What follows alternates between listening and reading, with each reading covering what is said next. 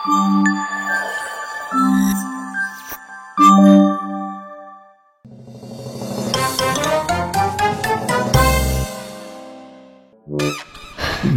3000. పాల బిల్లు కూడా రాయండి. నెల మొత్తానికి 4 ప్యాకెట్లు. 4 ప్యాకెట్లతో నెలంతా టీలు కాఫీలు మజ్జిగ పెరుగు చేసావా? ఎలాగే? పొదుపుగా వాడా. ఏంటి అలా చూస్తున్నారు? ఎన్ని గిన్నె నీళ్ళు, ఇంత కొంచెం పాలేస్తే ఆ గిన్నె నీళ్ళు కూడా పాలైపోతాయి తెలుసా? పాలు అయిపోవు, పాల్లా కనపడతాయి అంతే. ఇన్నాళ్ళు పాలు టీ అనుకుని నీళ్ళు టీ తాగుతున్నానా?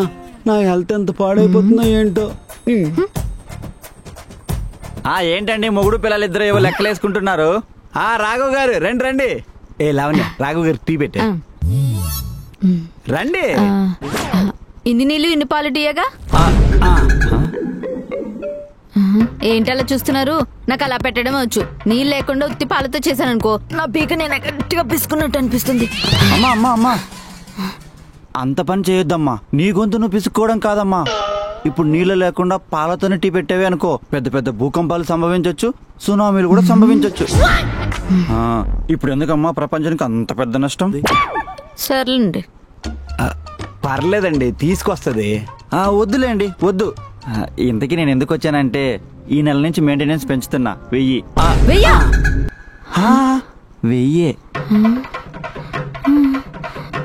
అదేంటి అలా పెంచేస్తున్నారు? ఇప్పుడు దాకా ఇస్తున్న మెయింటెనెన్స్ సరిపోతుందిగా, మళ్ళీ ఎందుకు సడన్ గా పెంచేస్తున్నారు? సడన్ గా పెట్రోల్ బిల్లులు పెరుగుతాయి, సడన్ గా కరెంటు బిల్లులు కూడా పెరుగుతాయి కదమ్మా, అలాగే ఇది కూడా. అది గవర్నమెంట్ పెంచుతుంది. ఈ అపార్ట్మెంట్ కి ప్రెసిడెంట్ నేనే, గవర్నమెంట్ నేనే. నాకు ఇష్టం వచ్చినప్పుడు పెంచేస్తా. అది కాదు రాఘవ్ గారు, 1000 రూపాయలు చాలా ఎక్కువ కదా. కమల్ గారు, ఇంకేం లేదు, 1000 రూపాయలు పెంచేసా అంతే. సరేనమ్మా. రాఘవ్ గారు,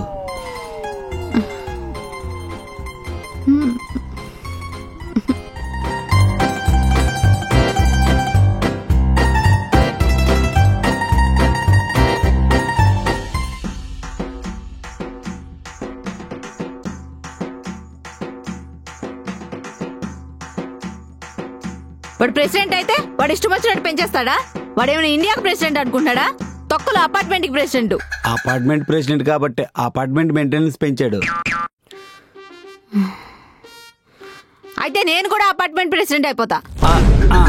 ఓసే, 1000 రూపాయలు పెంచాడనే కోపంతో పిచ్చి పిచ్చి నిర్ణయాలు తీసుకుని ప్రెసిడెంట్ అయిపోతా, ప్రధానమంత్రి అయిపోతా అంటావేంటి? లేదండి, నేను బాగా ఆలోచించే చెప్తున్నా. నేను అపార్ట్మెంట్ ప్రెసిడెంట్ అయితే అన్ని నా హ్యాండ్ ఓవర్ లో ఉంటాయి. నాకు నచ్చినప్పుడు నచ్చినంత బిల్స్ పెంచేసుకుంటా, మిగిలిందంతా మింగేస్తా. తప్పే, పాపమే. పాపం కాదండి, తెలివి. 2 రోజులు అపార్ట్మెంట్ ఎలక్షన్స్ ఉన్నాయి కదా, నేను కూడా నిలబడతా, గెలుస్తా. నువ్వు పోటీ చేసి నీకెవడేస్తాడు ఓటు? అనేదేదో బయటకనండి. నువ్వు నిల్చుంటే నీకెవడు ఓట్లేస్తాడు అని అంటున్నా. నిజమే కదా, చెప్తా.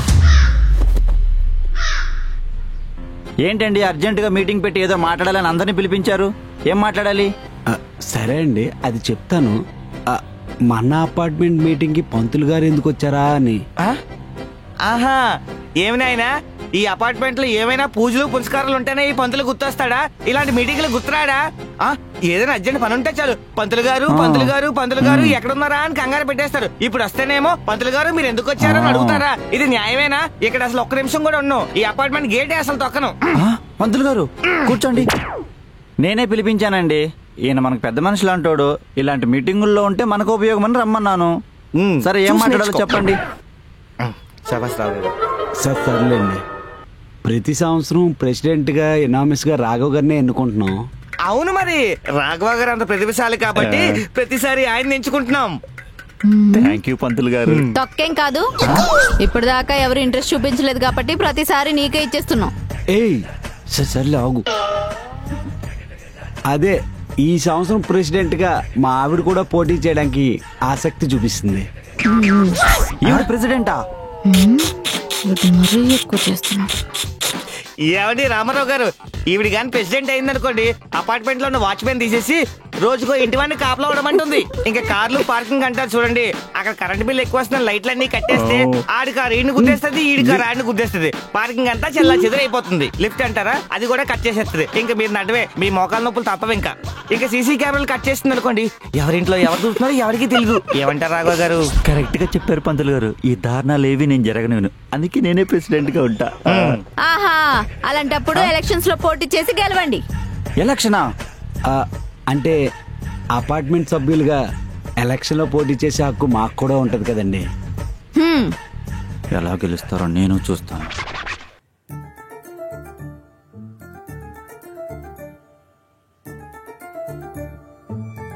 ఏంటండి ఆ? నెత్తి మీద చేపెట్టుకుని మరీ విచారిస్తున్నారు? ఏదో నీ బాధపడలేక మీటింగ్ పెట్టి ఎలక్షన్ లో మా ఆవిడ కూడా పోటీ చేస్తదని చెప్పా. రేపు పొద్దున్న నువ్వు ఎలక్షన్ లో ఓడిపోతే ఆ పంతులు గారు రాఘు గారు నా దగ్గరికి వచ్చి ముఖంలో ముఖం పెట్టి "హిహిహి, హిహిహి" అని నవ్వుతారు. అంత అవమానం అవసరమా? ఎందుకు ఓడిపోతాం, గెలుస్తాం. నిజం చెప్పవే, నీ పీనాస్ కొట్టి దానికి ఒక్కోటైనా పడతంటావా? అది కూడా నిజమే. మనం మనలా కాదు, ఇండియన్ పొలిటీషియన్స్ లాగా ఆలోచిద్దాం. ఏంటి? అదేనండి, ఎలక్షన్స్ లో వాళ్ళు గెలవడానికి ఏమేమైతే చేస్తారో మనం కూడా అవన్నీ చేద్దాం. హ్మ్?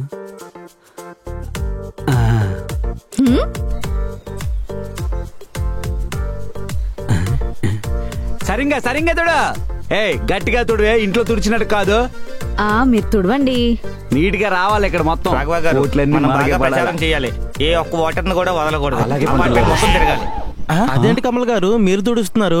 అపార్ట్మెంట్ పని అవడం ఉంది కదా. పనాం అయితే జీతానికి పనిచేస్తుంది, అంటే అదొక డ్యూటీ లాగా. నేనైతే ఇక్కడ మెంబర్ని, నా ఇల్లు అనుకుని బాధ్యతగా నీట్ గా క్లీన్ చేసుకుంటాను. అసలే కాబోయే ప్రెసిడెంట్ కూడాను. నేను చెప్పాను కదండి, ఈవిడ గాని ప్రెసిడెంట్ అయింది అనుకోండి, అపార్ట్మెంట్ లో ఉన్న పని వాళ్ళని అందరినీ తీసేసి ఇంటికి ఒకటి పని చేయమంటుంది. తీసేస్తే తప్పేముందండి? పని ఆవిడికి 20,000 జీతం ఇస్తున్నాం. మన దాంట్లో 20 ఫ్లాట్లు ఉన్నాయి, ఒక్కొక్కరికి 1000 రూపాయలు తగ్గుతుంది కదా. మీకేం నొప్పి? ఎస్ కమల్ గారు, మీరు చెప్పింది నిజమే, మెయింటెనెన్స్ తగ్గుతుంది. బాగా ఆలోచించావమ్మా. ప్రెసిడెంట్ అయ్యే లక్షణాలు నీకు చాలా ఉన్నాయి. థ్యాంక్ యూ అండి. పంతులు గారు, ఒక వాటర్ లాసు. ఉంద మోసల పండుగ మీకు. మనం గెలుస్తామంటారా? మేదకొత్తుమరెడ్డిలు. నెక్స్ట్ ఏం చేద్దాం? ఫోన్ కాల్ లీక్ చేద్దాం. అంటే మన అపోనెంట్ ఎవరైనా అమ్మాయితో రొమాంటిక్ గా కాన్వర్సేషన్ జరుపుతున్నప్పుడు మనం రికార్డ్ చేసి దాన్ని లీక్ చేద్దాం. అది మనకు దొరకదు కదా. అది దొరకదు, మనమే క్రియేట్ చేయాలి.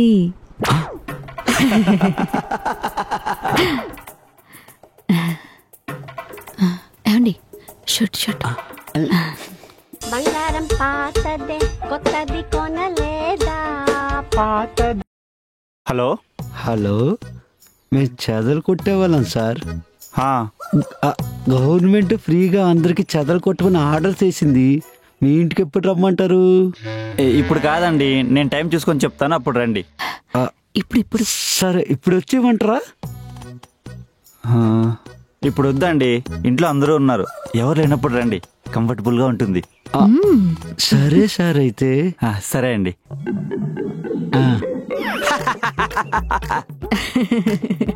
ఆ ఫోన్ ఇవ్వండి, దాన్ని ఏం చేయాలో నేను చేస్తా. తీసుకో.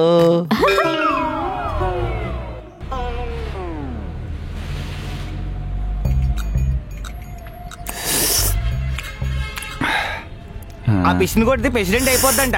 ఇంకా నయం, పంతులు అయిపోతాను నా పోస్ట్ కేసరట్లేదు. పంతులు గారు, గుడికి వెళ్ళొచ్చానండి, పువ్వు తీసుకొని చెవులో పెట్టుకోండి. చెవులో పెట్టే. ఈ చెవులో కూడా. ఇది కూడానా? థ్యాంక్ యూ రాఘవ గారు, అందరికీ నేను పెడతాను, మీరు నాకు పెడుతున్నారు. పంతులు గారు, ఆ పిసినారది అపార్ట్మెంట్ గ్రూప్ లో ఏదో వాయిస్ మెసేజ్ పెట్టిందండి. అవునా? ఏది వినిపించు సుమి. హలో సార్, చెప్పండి. అది నేను అపార్ట్మెంట్ లో చెత్త తీసే అమ్మాయినండి. చెత్త డబ్బులు ఇంకా ఇవ్వలేదు, ఇస్తాడేమోనని ఫోన్ చేశాను. అవునా? అయితే నేను టైం చెప్తాను, అప్పుడు వచ్చేయండి. ఇక్కడ రమ్మంటారా అండి? ఇప్పుడు ఇంట్లో అందరూ ఉన్నారు, ఎలా అవుతుంది? ఎవరు లేనప్పుడు వచ్చేసి కంఫర్టబుల్ గా ఉంటుంది, సరేనా? నేను అనలేదు. నిజమేనా ఇదంతా? ఈ ఆపరే చదవా? ఈ ఆపరే చదవా? దానికి నాకు సంబంధం లేదు. ఏయ్! మాట్లాడకు. అటువంటి పనికి మన పని అన్నింటిలో నన్ను ఇన్వాల్వ్ చేస్తావు. ఇలా పనికొచ్చే పనులు నన్ను సైడ్ చేసేస్తావా? ఆపరే చదవా? ఈ ఆపరే చదవా? ఆగండి మంత్రులు గారు. పంతులు గారు అని పిలకు. అందుకనేట్రా సింబాలిక్ గా చెవులో పువ్వు పెట్టావు. ఒకటివే ఉన్నప్పుడు దాన్ని రమ్మంటావా? ఏయ్! మాట్లాడకు. ఇద్దరం పంతులు చెప్తే గారు, సొమ్మేం దానికి పోయిందా నాకే నీకు? సంబంధం లేదు. హలో పద్మ గారు, వాట్సాప్ గ్రూప్ లో వాయిస్ మెసేజ్ పెట్టాను, విన్నారా? హలో సృజన, విన్నావు కదా? హలో సునీత గారు, వాయిస్ మెసేజ్ విన్నారు కదా? ఇప్పటికైనా రాఘవాన్ని పంతుల్ని నమ్మటం మానేసి నాకు ఓటేసేయండి. లలిత, విన్నావు కదా?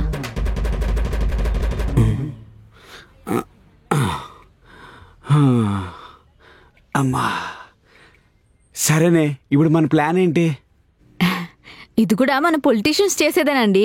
వాళ్ళైతే మందు పంచి పెడతారు, మంది ఫ్యామిలీ కల్చర్ కదా, అందుకే మనం ఫుడ్ పంచి పెడుతున్నాం. ఏంటి డబ్బులు పెట్టి ఇంత ఫుడ్ నువ్వు కొనుక్కొచ్చావా? కొనలేదండి. మరి వస్తున్నాడు. అన్నా, ఫుడ్ మిగిలిపోతే పార్సల్ పట్టుకెళ్తున్నారా?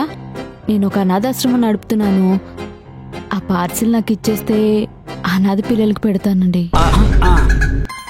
ప్రాణం పోతుందన్న పైసా తీయవు కదే. సర్లేండి, పనులు కానివ్వండి. వెంకట్రావు గారు రండి. ఆ ప్లేట్ తీసుకోండి.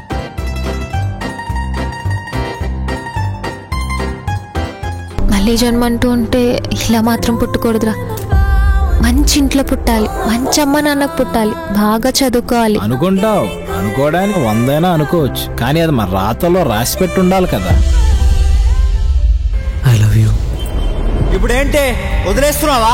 నాకు బ్రేకప్ అయిందని నా బాధలేవో నా లోపల ఉన్నవి నాకు చెప్పుకుని బాధపడుతుంటే మధ్యలో నీ గోలేంటి?